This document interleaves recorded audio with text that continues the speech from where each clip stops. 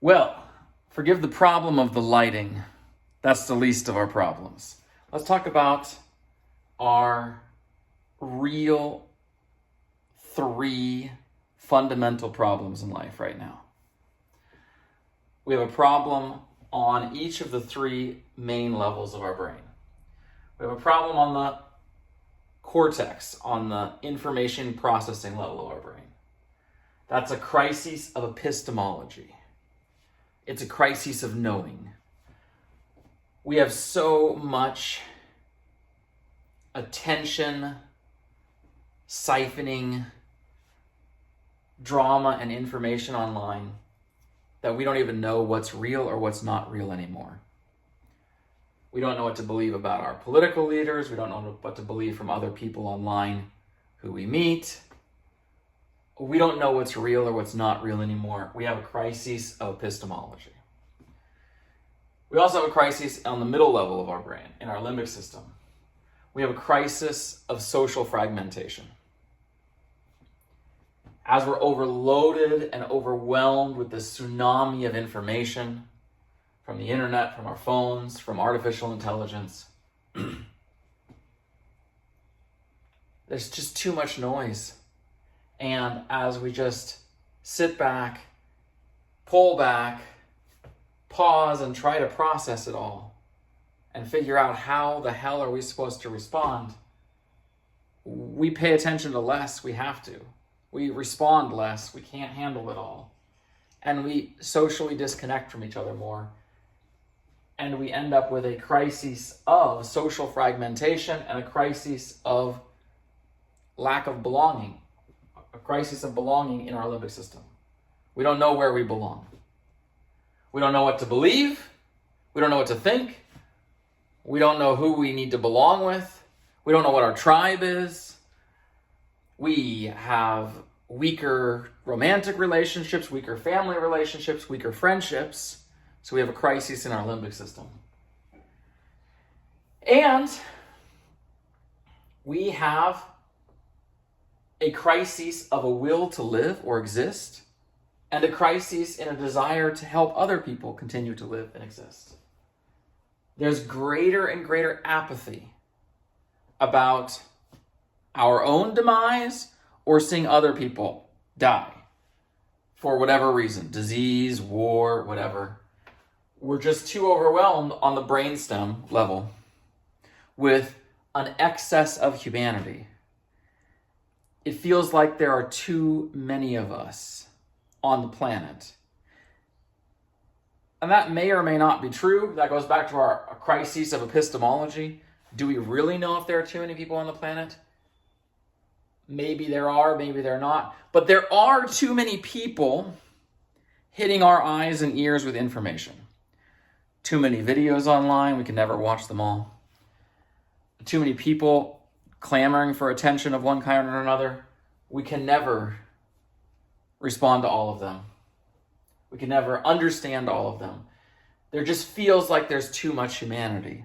So we face an instinctual crisis on our brainstem in our will to live and our will to protect human life. We just don't care about ourselves and other people living as much anymore because there seem to be too many of us cramming in on our eyes and our ears. So my thesis about these problems, all of these problems, is that they are behavior sync phenomena. All right, we have the tiny little problem right now of the lighting because I'm still amateur and setting up this lighting here. I'll fix that later. But the real problem we have is not my lighting on the video here. The real problem we have is the behavior sync phenomena. What is behavior sync phenomena?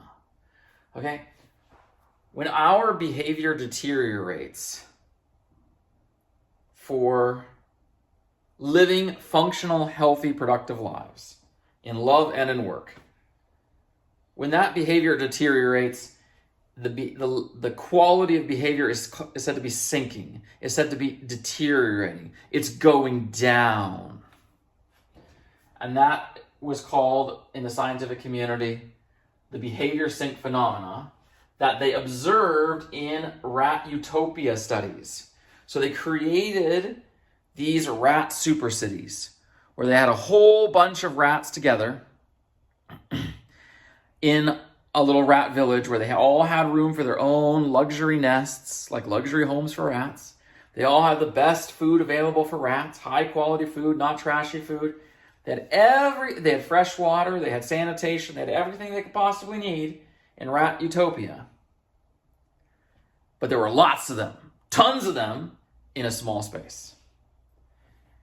More rats in one space than you would normally find in one space.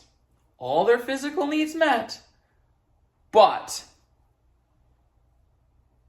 more rats in one social space than you would ever normally find in nature. And what the scientists discovered is that the rats got socially overwhelmed. There were too many relationships to process. There was too much social interaction to process.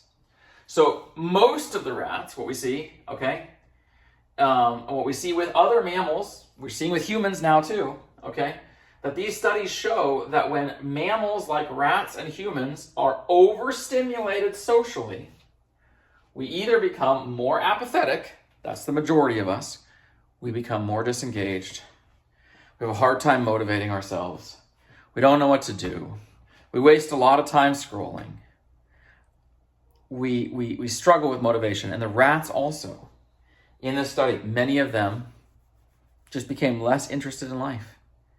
They either ate too much or they ate too little. Not because there was too little food or there was too much food, but because they became dysregulated. They became kind of disconnected. So they either overstimulated themselves and they got really fat, or they got anorexic and skinny. Parents started neglecting their children. They just kind of zoned out, spaced out. Most of the rats started becoming apathetic. And a small minority of the rats became hyper-competitive and violent.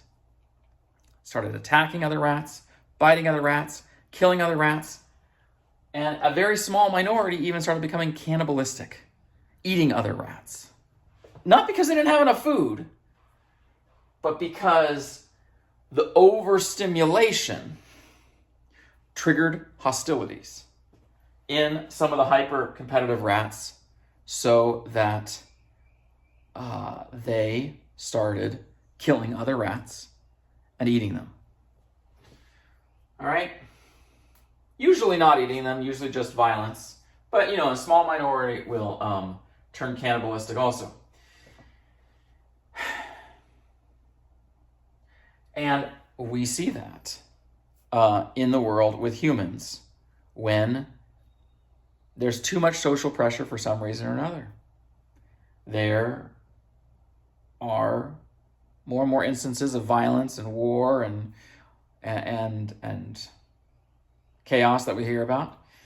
And we also hear about occasional acts of cannibalism in history. Part of our crisis of knowing right now is, what is going on with cannibalism in the world. There are lots of rumors online about some hyper-competitive people in the world possibly being engaged in routine and ritualistic cannibalism. But we don't know because we're in a crisis of epistemology. There's a lot of rumors online, and that's an attention-getting rumor. So we have these crises. What are the solutions? Okay? Well, the solutions are to become masters of first principles of human nature and social roles to recover our social health. This is why when we study Robert Greene's The 48 Laws of Power, it is helpful to us to go back to the archetypes of the 12 zodiac signs that they're based upon and to study these roles, not related to our birthdays necessarily, but as 12 archetypal roles we pass through as human beings, to kind of recover the essence of what these fundamental roles are supposed to be. And not just to see them in the hyper-stress state of the 48 Laws of Power, but to get into healthier ways. And then also to localize our lives and limit our stimulation, which is why I'm limiting these videos to 10 minutes or less. Om Namah Shivaya.